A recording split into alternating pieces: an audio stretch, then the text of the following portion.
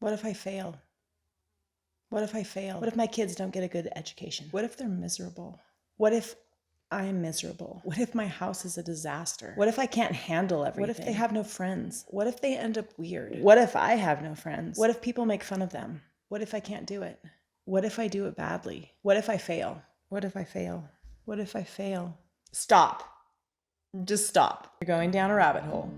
This rabbit hole is a self-doubt rabbit hole with literally a dozen items on someone else's list, and they are mostly nonsense. But when they're added together, they seem overwhelming. What if you succeed? What if you succeed? What if you succeed? Hi, I'm Danielle with Hogan Life. Thank you for joining me. This is my channel. I talk about everything mom related. Today I'm gonna get a little serious. A little serious.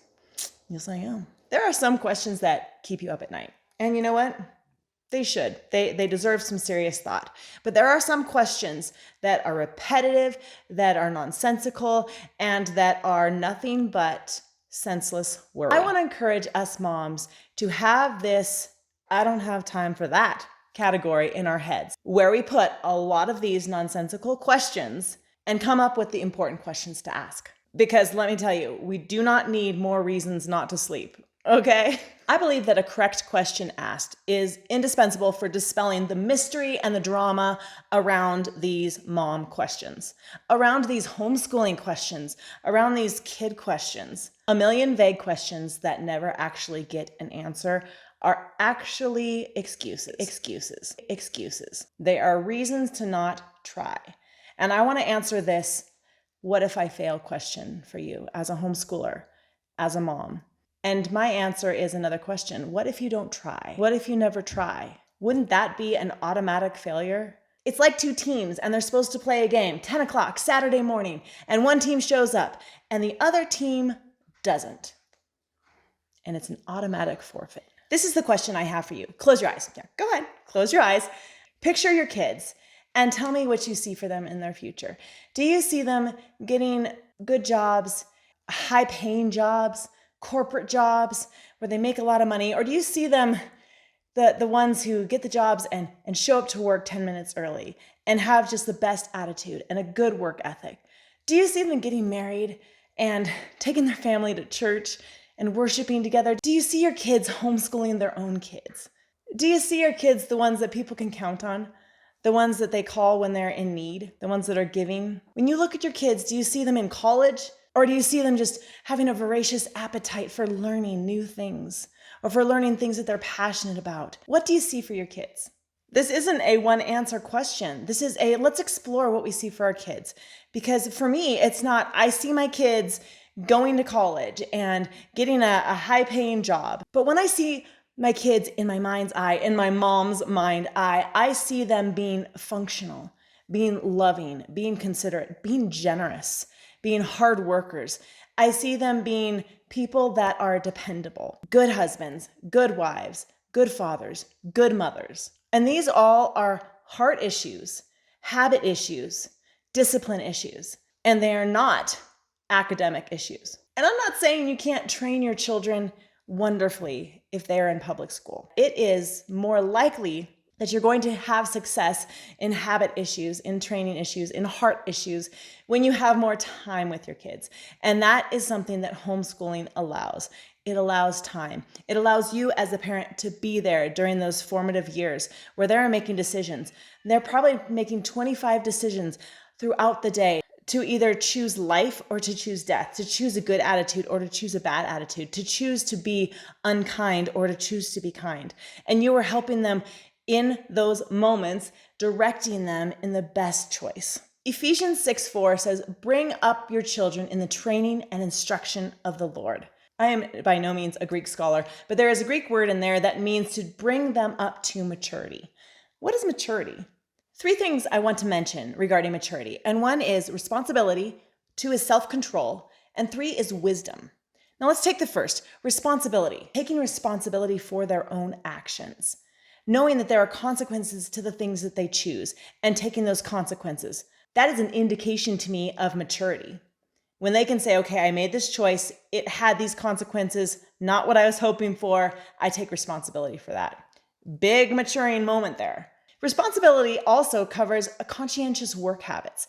And these things they learn in the home where they're doing chores, where they're helping their dad out, where they're helping their mom out, where they're helping their grandparents out, and maybe where they're coming up with job opportunity ideas so they can make a little extra money in their community or in their neighborhood. These are the things I am looking for in my children.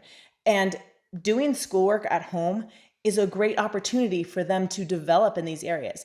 The second one is self-control. Ooh. When you are home with siblings, people you're very comfortable with, there is opportunity almost every second of the day to exercise self-control. I think we all want our children to learn that while having passions, while having desires, while having curiosity, while having emotions, you need not be ruled by them. Children at all ages are given this opportunity. And when they're in your home, you're able to direct them into, okay, this is a moment where you have a choice. You have a strong emotion here. You feel angry. And maybe your anger is justified, but you cannot control what other people do. You can only control your response to other people. And what I want for your heart, I'm talking to you like you're my child. What I want for your heart is that you respond in a way that is true to your character, that is loving, that is kind, that is eager to forgive, and that is able to let go of a hurt or a wrong or an offense. The third quality I'm looking for in maturity is wisdom.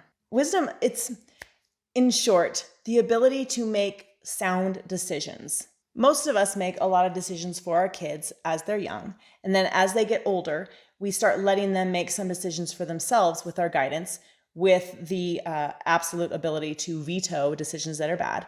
And then as my daughter is in her teenage years, I'm allowing her to make a lot of decisions for herself. And we're talking about them. And then she gets to make these decisions for herself. I trust her to make good decisions. And she talks to me. She is showing wisdom. So let me go back to that question. What if you fail? What if I fail? What if I fail at academics? What if I don't teach them algebra? What if I don't give them a generous idea about history? What if they never learn proper grammar? But what if they're level-headed, funny, engaging, true to their characters, delightful people who enter the world and make impact? Well, I think they could probably learn grammar as they go.